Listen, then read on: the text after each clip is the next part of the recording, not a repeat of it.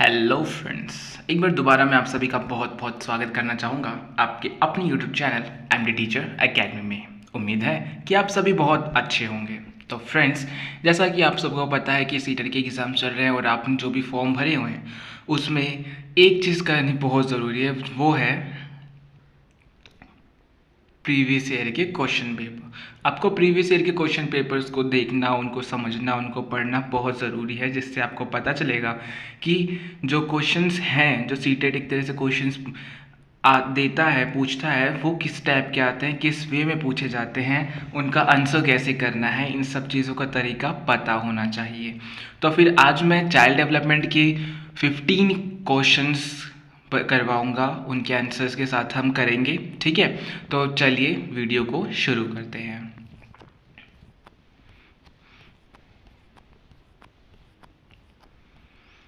तो फ्रेंड्स, पहला क्वेश्चन है यहाँ पे, हिंदी इंग्लिश दोनों में है, तो फिर आपको दिक्कत ज़्यादा होगी नहीं। ठीक है, मैं एक बार हिंदी इंग्लिश दोनों में पढ़ दूंगा। ठीक है, तो ये फर्स्ट क्वेश्चन में जो चाइल्ड डेवलपमेंट का पूछा गया है वो है कि which of the following principle suggest that different body parts develop at different rate at various stages of development. ठीक है, मतलब कि निम्नलिखित में से कौन सा नियम यह सुझाव देता है कि शरीर के विभिन्न अंग विकास के विभिन्न चरणों के विभिन्न दरों से विकसित होते हैं। ठीक है, तो ये चाइल्ड डेवलपमेंट का ही जो फर्स्ट बेसिकली यूनिट है, उसी से रिलेटेड क्वेश्चन है। ठीक है, उसी में से आया है। आपको यहाँ पे जो प्रिंसिपल्स है उसके बारे में बताना है कि कौन सा ऐसा प्रिंसिपल है जो ये बताता है कि जो बच्चों का जो डेवलपमेंट है वो अलग अलग रेट पर होता है, अलग अलग दरों पर होता है। ठीक है, तो आप यहाँ पे सिंपली बता दो कि 4 ऑप्शंस में दिए हुए हैं। डेवलपमेंट ऑफ अनडायमेंशनल, ऐसा कोई प्रिंसिपल था उसमें, याद करके बताइए। डेवलपमेंट ऑफ अनडायरेक्शनल, ठीक है। Development is a discontinuous process. Third, fourth है direction of development is proximodistal and cephalocaudal. आपको इन चारों में से आंसर्स बताने हैं। तो आपको पता ही होगा, जब आपने फर्स्ट यूनिट पढ़ी होगी तो फर्स्ट जो ऑप्शन है वो, सेकंड, थर्ड, ऐसे कोई प्रिंसिपल्स ऑफ कोर्स थे ही नहीं चाइल्ड डेवलपमेंट के अंदर, है ना। तो हमारा जो फोर्थ जो ऑप्शन है ये हमारा सही हो जाएगा। Direction of development is proximodistal and cephalocaudal. ठीक है, कोशिश कीजिएगा कि आप ये इंग्लिश में ही याद करें, क्योंकि ये जो हिंदी में एक तरह से दिया जाता है अधोगामी एवं शीर्षगामी विकास की दिशा, जो ही है ये थोड़ा एक तरह से इसके अलग अलग नाम है, कई बार अलग अलग नामों से पूछा जाता है। तो अगर आप इंग्लिश में याद कर लोगे तो ज़्यादा ठीक रहेगा। इंग्लिश में ये एक ही नाम से पूछे जाते हैं और हिंदी में अलग अलग नाम से आते हैं, तो थोड़ी कन्फ्यूजन बढ़ सकती है। वैसे आपको जैसे ईजी लगता है आप वैसे इससे समझ सकते हैं। ठीक है, तो हमारा नेक्स्ट क्वेश्चन है वो है विच of the following statement is correct. कौन सा स्टेटमेंट इसमें से करेक्ट है, आपको ये बताना है। ठीक है, निम्नलिखित में से कौन सा कथन सही है। तो यहाँ पे 4 ऑप्शन हैं, चलिए पढ़ें और आंसर देते हैं। ठीक है, फर्स्ट ऑप्शन दिया हुआ है कि बच्चों का विकास एक सामाजिक सांस्कृतिक परिप्रेक्ष्य में होता है। एक तरह से बच्चों का जो डेवलपमेंट होता है किसमें होता है, सोशल कल्चरल कॉन्टेक्स्ट के अंदर होता है। दूसरा ऑप्शन दिया हुआ है कि बचपन वह अवधि है जिससे 10 भिन्न अवस्थाओं में बांटा जा सकता है। तीसरा ऑप्शन है कि बच्चों की सोच सामाजिक अंतर्क्रिया से प्रभावित नहीं होती। और फोर्थ है कि बच्चों का विकास केवल आनुवांशिकता पर आधारित है। तो फिर आपको इन चारों में से बताना है कि कौन सा ऑप्शन सही है। तो ऑफ कोर्स फर्स्ट जो ऑप्शन होगा इसका सही हो जाएगा, कि जो बच्चों का विकास होता है जो सामाजिक सांस्कृतिक परिप्रेक्ष्य में होता है। ठीक है, किसमें होता है, children's development takes place in a social cultural context. ठीक है, ये सही इसका आंसर हो जाएगा। हमारा जो नेक्स्ट क्वेश्चन है इसमें बोला गया है कि the process of predetermined unfolding of genetics disposition is called. क्या होता है, ठीक है, आनुवांशिक विन्यास के पूर्व निर्धारित रूप से प्रकट होने की प्रक्रिया डैश कहलाती है। तो आपको बताना है अडेप्टेशन, लर्निंग, सोशलाइजेशन और मैच्योरेशन। अनुकूलन, अधिगम, समाजीकरण या परिपक्वता, बताइए। तो या इसका आंसर हो जाएगा फोर्थ हमारा मैच्योरेशन। ठीक है, हमारा जो नेक्स्ट क्वेश्चन है वो है dash is a primary and dash is a secondary agent of socialisation. तो यहाँ पे एक तरह से पूछा गया है कि डैश सामाजिकरण का प्राथमिक और डैश सामाजिकरण का द्वितीयक कारक है। तो द्वितीयक एक तरह से जो सामाजिकरण के कारक है वो बताना है आपको। तो इसमें ऑप्शंस में दिया हुआ है परिवार विद्यालय, सेकंड में मीडिया परिवार, थर्ड में विद्यालय मीडिया और फोर्थ में मीडिया और पास पड़ोस। ठीक है, तो फिर ऑफ कोर्स इसका आंसर आपको पता चल ही गया होगा, फर्स्ट। ठीक है, तो परिवार सामाजिकरण का प्राथमिक और विद्यालय सामाजिकरण का द्वितीयक कारक है ना। क्योंकि जब बच्चे का सामाजिकरण कैसे होता है, जब बच्चा पहले आता है दुनिया में आता है तो फिर वो सबसे पहले थोड़ा क्या कहते हैं अपने परिवार के साथ सबसे ज़्यादा रहता है ना स्टार्टिंग में। तो फिर क्योंकि तो इसलिए जो प्राथमिक सामाजिकरण का कारक हो जाएगा वो क्या होगा, परिवार हो जाएगा। और परिवार के बाद वो कहाँ जाता है, विद्यालय में जाता है, अधिगम करता है, सीखता है, तो फिर वो सामाजिकरण का द्वितीयक कारक हो जाएगा। ठीक है, तो इसका आंसर हो जाएगा फर्स्ट। ठीक है, हमारा नेक्स्ट क्वेश्चन है according to Lawrence Kohlberg what is the primary basis for 7 to 8 years old children moral decision। ठीक है, इसमें ये एक तरह से बोला गया कि लॉरेंस कोहलबर्ग ये थ्योरीज जो है ना आपको अच्छे से याद करनी है। थ्योरीज से क्वेश्चन बहुत आते हैं, ना ही सिर्फ चाइल्ड डेवलपमेंट में बल्कि जो लैंग्वेज के सब्जेक्ट्स होते हैं हिंदी इंग्लिश मैथ्स में भी आ जाते हैं, कभी कभार ईवीएस में भी पूछ लेगा। तो फिर आपको घुमा फिरा के किसी भी सब्जेक्ट के अंदर ये थ्योरी वाले क्वेश्चंस पूछ लेगा। ठीक है ना, तो इन थ्योरीज वाले को तो अच्छे से पढ़ लीजिएगा। जो ये लॉरेंस कोहलबर्ग है, ठीक है, जीन पियाजे है, वाइगोत्स्की है, इन सबको तो अच्छे से पढ़ना, अच्छे से समझना है क्योंकि इनसे क्वेश्चन बहुत पूछे जाते हैं। ठीक है, इसमें पूछा गया है वैसे क्वेश्चन में कि लॉरेंस कोहलबर्ग के अनुसार 7-8 वर्षीय बच्चों में नैतिक निर्णय लेने का आधार क्या है। ठीक है, तो फिर आपको इस यहाँ पे ऑप्शंस दिए हुए हैं, सामाजिक व्यवस्था बनाए रखना, सामाजिक अनुबंध बनाए रखना, दंड और आज्ञा पालन, सार्वभौमिक नैतिक सिद्धांत। तो फिर आपको इसका आंसर बताना है। ऑफ कोर्स इसका आंसर हो जाएगा दंड और आज्ञा पालन। आपको इसकी एक तरह से स्टेजेस और जो एज वाइज जो स्टेजेस दी हुई हैं वो आपको याद रहनी बट चाहिए, ये बहुत ज़्यादा इंपॉर्टेंट है। ठीक है, नेक्स्ट क्वेश्चन में बोला गया है हमारा कि seriation is in gene Piaget's theory refers. ठीक है, मतलब कि जीन पियाजे के सिद्धांत में क्रमबद्धता किस संदर्भ में प्रयोग हुआ है। वस्तुओं को किसी एक आयाम जैसे लंबाई पर आधारित क्रम देना, दूसरों का परिप्रेक्ष्य लेने की क्षमता, चिंतन का वर्णनात्मक रूप जैसा कहानी कथन में होता है, स्थानों जैसे अपने विद्यालय का स्थानिक मानचित्रण करने की क्षमता। तो आपको इसका आंसर बताना होगा कि ये जो क्रमबद्धता है उसके संदर्भ में क्या इस्तेमाल किया जाता है। तो फर्स्ट इसका आंसर हो जाएगा कि वस्तुओं की किसी एक आयाम जैसे कि लंबाई पर आधारित क्रम देना। ठीक है, ये इसका हो जाएगा आंसर। अब हमारा नेक्स्ट क्वेश्चन जो है वो है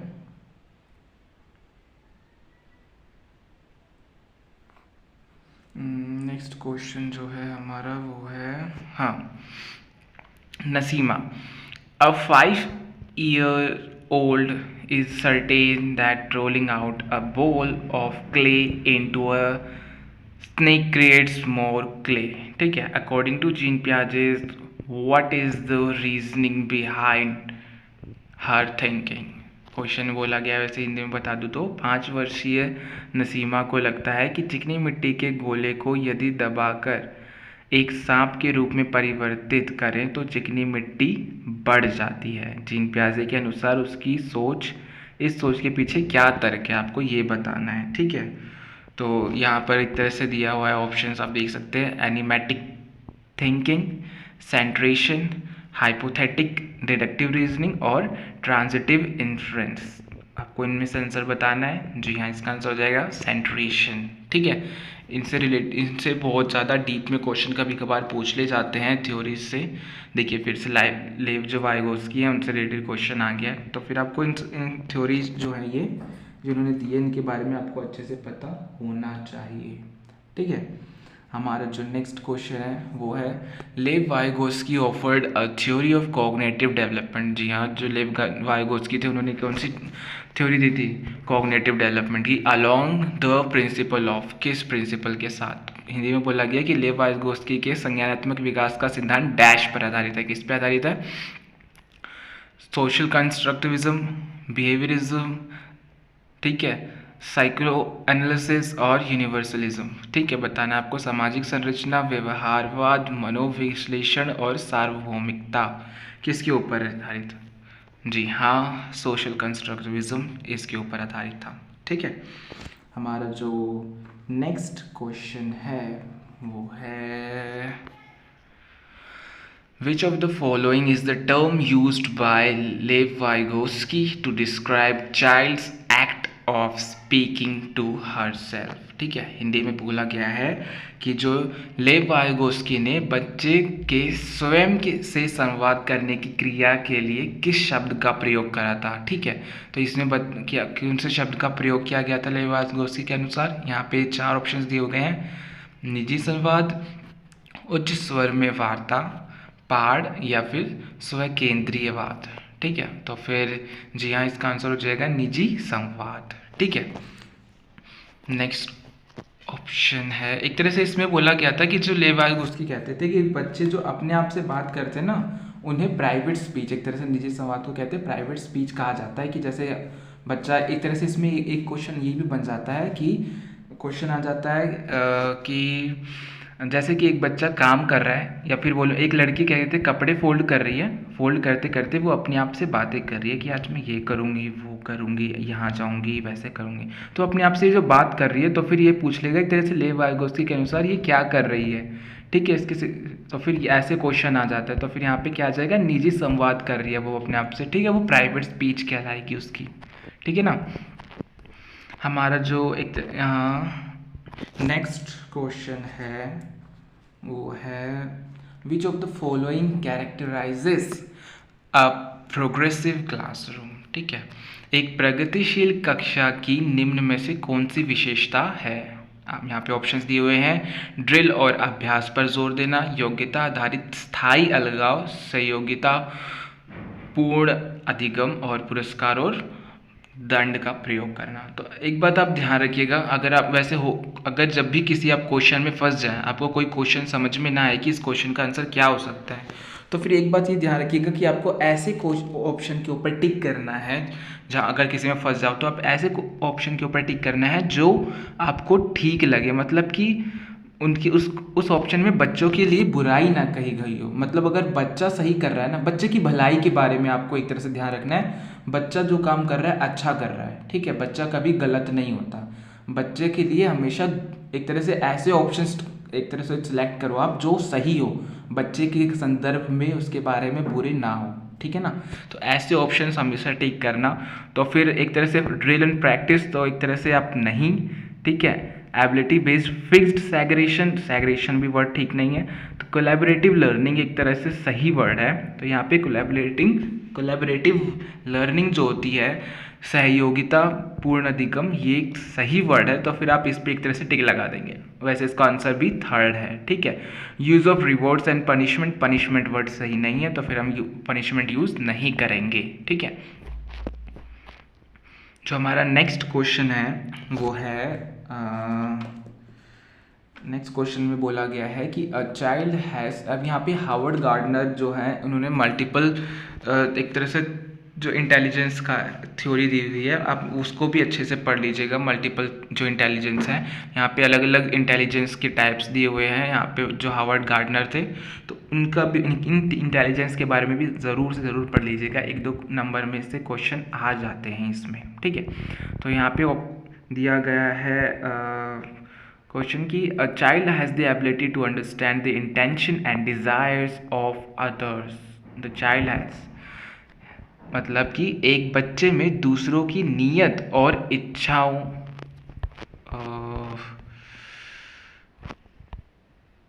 हेरा एक बच्चे में दूसरों की नीयत और इच्छाओं को समझने की योग्यता है। यह बुद्धि के किस स्वरूप को दर्शाती है? ठीक है ना। तो यहाँ पे आपको बताएं कौन सी एक तरह से इंटेलिजेंस है। स्पेशल इंटेलिजेंस है, इंटरपर्सनल इंटेलिजेंस है, इंट्रापर्सनल इंटेलिजेंस है या नेचुरलिस्टिक इंटेलिजेंस है। ठीक है, तो फिर आप बताओगे इसमें कि इसका आंसर क्या होगा। जी हाँ, इसका आंसर होगा second, interpersonal intelligence. Interpersonal intelligence मतलब कि वो इंटेलिजेंस होती है जिसमें आप एक दूसरे की बातों को, उसके मनोभावों को समझ लेते हैं। ठीक है ना। एक तरह से इसमें क्या कहते हैं, हम बातचीत करते हैं। ठीक है, जो सब पॉलिटिक्स के लोग होते हैं वो, ठीक है, ये सब इन सब के इसके अंदर आ जाते हैं। उनके अंदर ये इंटरपर्सनल इंटेलिजेंस होती है, दूसरों के मनोभावों को पढ़ने की, समझने की क्षमता होती है इसके अंदर। ठीक है, तो आपको ये भी ध्यान रखना है, ये एक तरह से पूछ लिया जाता है। और कोशिश कीजिएगा कि आप ये भी जो इंटेलिजेंस है इसको इंग्लिश में ही याद करें, क्योंकि हिंदी में बहुत ज़्यादा थोड़े डिफ़िकल्ट हो जाते हैं। ठीक है, खासकर इन दोनों में, जो इंटरपर्सनल और इंट्रापर्सनल इंटेलिजेंस है। ठीक है, हमारा जो नेक्स्ट क्वेश्चन है वो आ गया है NEP से। NEP से भी क्वेश्चन आ जाते हैं, और यहाँ तो NEP जो 2020 है इससे भी क्वेश्चन आ जाते हैं, तो आपको इस पर भी ध्यान रखना है। तो इसमें क्वेश्चन पूछा गया कि which of the following statement is proposed in NEP national education policy 2020। ठीक है, हिंदी में बोला गया है कि राष्ट्रीय शिक्षा नीति 2020 में निम्न में से कौन सा कथन प्रस्तावित है। तो आपको इनमें से कुछ देखना है, कौन सा ऑप्शन आपको एक तरह से पढ़ के समझना है और फिर आंसर करना है। देखिए, पहला ऑप्शन बोला गया कि अपनी मातृभाषा में शिक्षित होना शैक्षिक और प्रौद्योगिक उन्नति में बाधक है। जी, बाधक कैसे हो सकता है? ठीक है, सेकंड में बोला गया है कि अगर बच्चा जैसे कि मातृभाषा में पढ़ रहा है तो फिर बाधक थोड़ा ना होगा, वो तो ईजी हो जाएगी एक तरह से, उसके लिए ईज आएगा उसको पढ़ने में। ठीक है ना। तो फिर सेकंड में ऑप्शन में बोला गया कि विद्यालयों को बच्चों को अंग्रेजी भाषा की प्रथम भाषा के रूप में सीखने और बोलने के लिए प्रोत्साहित करना चाहिए। जी, प्राइमरी एजुकेशन जो है ना बच्चे की मातृभाषा में होनी चाहिए, ना कि अंग्रेज़ी भाषा में होनी चाहिए। ये NEP 2022 एक तरह से इस बात के लिए इनकरेज नहीं करता है। ठीक है, थर्ड ऑप्शन में बोला गया कि बाल विद्यार्थियों के लिए बहुभाषी होने के उच्च संज्ञानात्मक लाभ हैं। ठीक है, अब यहाँ पे एक तरह से बोला गया कि मल्टीलिंग्विज्म has great cognitive benefits for young students. ठीक है, एक तरह से इसका मतलब अभी देखेंगे। फोर्थ में बोला गया है कि द्विभाषी उपागम विद्यार्थियों में उलझन पैदा करता है और सीखने में बाधा डालता है। जी, ऐसा कुछ भी नहीं है। ठीक है ना, जो बाइलिंगुअल अप्रोच होती है वो कन्फ्यूजन बच्चों में क्रिएट नहीं करती है। इसका जो आंसर हो जाएगा वो हो जाएगा हमारा थर्ड। ठीक है, बहुभाषा यानी कि एक तरह से बहुभाषा क्या होती है, अलग अलग भाषाओं का इस्तेमाल करना। ठीक है, ये बच्चों के लिए अच्छा होता है, इससे बच्चे अलग अलग भाषाओं को सीखते हैं, इंटरेस्टिंग वे से सीखते हैं। ठीक है, इसलिए ये आंसर इसका सही हो जाएगा, जो NEP 2022 भी प्रस्तावित करा है इसके बारे में। ठीक है, हमारा जो नेक्स्ट क्वेश्चन है यह है जेंडर रोल्स आर। ठीक है, मतलब कि जेंडर भूमिकाएं डैश हैं, क्या है आपको ये बताना है। Learn behaviour, inmate behaviour, biological construction और जेनेटिकल डिटरमाइंड आपको बताना है। तो फिर इसका आंसर हो जाएगा लर्न बिहेवियर। ठीक है, लर्न बिहेवियर हो जाएगा। हमारा जो नेक्स्ट क्वेश्चन है यह है the primary goal of continuous and comprehensive evaluation is most important question, या फिर बोलूँ मैं टॉपिक, बहुत इंपॉर्टेंट टॉपिक है ये। CCE जैसा आपको पता है, आपके DLED में भी बहुत ज़्यादा पूछा जाता था। ये DLED या फिर BEd जो आप करा है, जो कौन सा कोर्स आपने, वहाँ पे भी बहुत ज़्यादा इंपॉर्टेंट टॉपिक था ये, और यहाँ भी बहुत ज़्यादा पूछा जाता है CCE के बारे में। तो फिर आपको इससे भी एक तरह से रिलेटेड जो भी क्वेश्चन आंसर्स बन सकते हैं उसकी प्रिपरेशन अच्छे से करनी है। ठीक है, यहाँ पे एक तरह से पूछा है the primary goal of continuous and comprehensive evaluation is. ठीक है, सतत एवं समग्र मूल्यांकन का प्राथमिक उद्देश्य क्या है, आपको ये बताना है यहाँ पे, ठीक है। तो फिर चलिए ऑप्शंस देखते हैं।